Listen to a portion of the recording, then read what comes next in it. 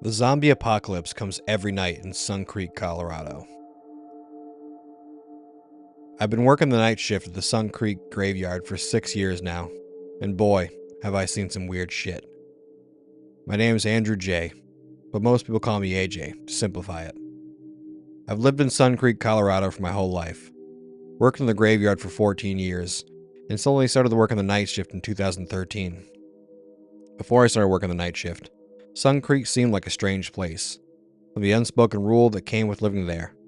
Don't be outside after 10 p.m. Close your windows between 5 and 6 p.m. If something in your house goes missing, report it to the police department immediately. To the strange rumors about otherworldly beings. Now, these seem like fairly normal, albeit random, rules for the neighborhood, which have had many logical explanations. Then I began working the night shift. Before I start telling you about my job, I feel like I should give you some background knowledge to Suncreek first. According to local legend, Suncreek, Colorado appeared out of the blue around 1927, as if it had always been there. In the first few years after the town's appearance, many weird events happened that made it fairly well known in the towns closest to it. People were afraid to visit it, fearing the tales of mass murderers and frogs raining from the sky were far more real than just stories. Not much media was around at the time, so word about Suncreek spread a lot slower. But in time, it became less of an urban legend and more of a fact. One of the stranger aspects of the town is the mayor of Suncreek. Nobody knows his real name, and it's said that he has been the mayor of the town for almost 100 years, but he never seems to age. He only comes out of his manor on very rare and special occasions, such as the election, which nobody has ever run against him, and occasional holidays. The strange part about him is the fact that, while you're only able to look at him, you can't really see him. You can tell vaguely what he looks like, but you can't ever focus on him directly.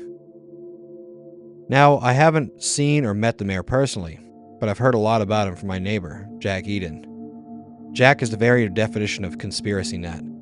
He will randomly go on ranting about how demons are controlling everyone's minds, or he'll claim to have found a list of rules that have been followed down to the dot, but when questioned about, he miraculously can't find them anywhere. He might be a little weird, and possibly crazy, but he's a fun person to be around, so I ignored it at first. Now, after I started working in the graveyard, I believe every word he says. In my time that I worked the day shift, it was about as ordinary as you could expect for a graveyard. A person would die, I'd dig a hole, and the service would happen an hour or two later. I got paid fairly well doing this, and I had enough to keep a steady, happy life in Suncreek.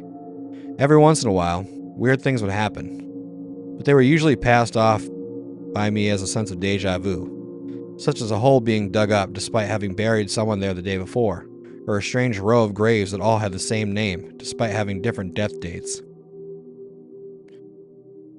The real problem started for me once I began working the night shift.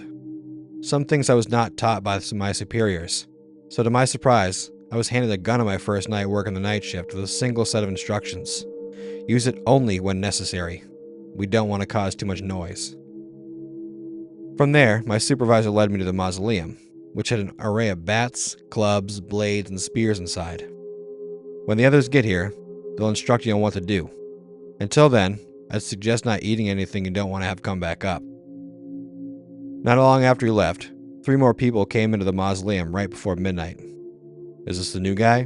one of them said, receiving a nod from the others.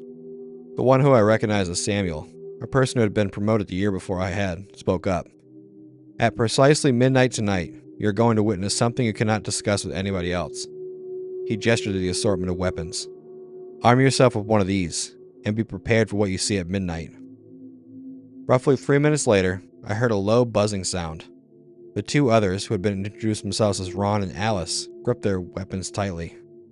"When they start coming, they should be relatively easy to kill. Just make sure none of them get to the front gate." I was instructed by Ron. "The dead rise here every night, and every night we kill them again without fail."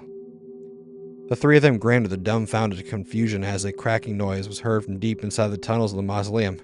"Here they come," Samuel said, giving me a thumbs up. "Just don't freak out."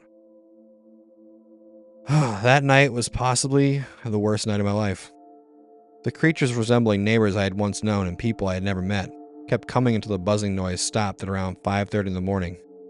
Despite how disturbing my first night was, the pay was good, and it wasn't terrible work.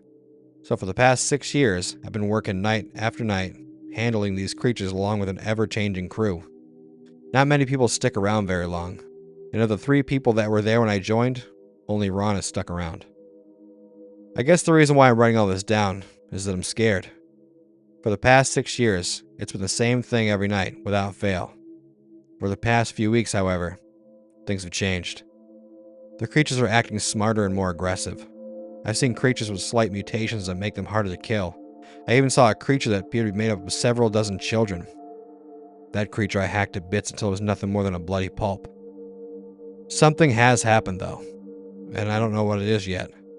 But for the safety of the town and everybody inside it, I'm gonna find out what it is, or die trying. My shift's starting soon. I'll update you when I can.